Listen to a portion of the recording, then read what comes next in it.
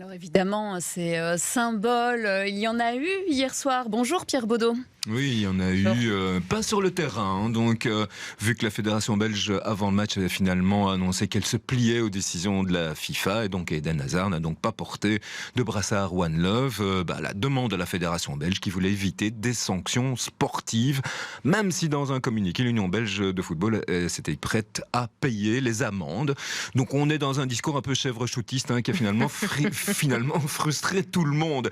Mais donc, c'est finalement en tribune que ça s'est passé. Donc, à l'instar de Nancy Faeser, ministre allemande de l'Intérieur en charge des sports, qui n'a pas hésité à porter un brassard One Love lors du match Japon-Allemagne, notre ministre des Affaires étrangères, la libérale Adja Habib, a aussi porté ce brassard en tribune à l'occasion du match des Diables face au Canada. Donc elle a porté, alors qu'elle était en compagnie du président de la FIFA, Gianni Infantino, et Adja Habib a estimé que c'était un geste symbolique et politique fort.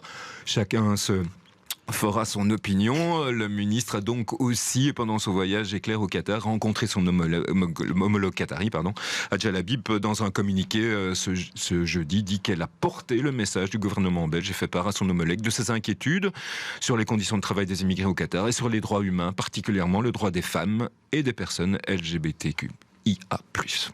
Voilà. Alors on fait un petit point peut-être sur le match d'hier soir. Oui, parce qu'il y a le sportif, parce forcément. Il y a le politique et puis il y a le sportif. Bien sûr, même si l'un ne va pas sans l'autre en général dans le sport. On ne peut pas les dissocier, bien évidemment.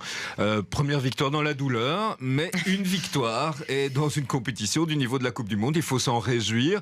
3 points pour débuter, et puis de futurs adversaires, le Maroc et la Croatie, qui se sont neutralisés. 0-0, un seul point pour chacun. Puis savoir que le Canada, après sa brillante performance face au Diable Rouge, devrait faire des misères aux autres, aux équipes du groupe. Donc tout ça, c'est bon pour la Belgique.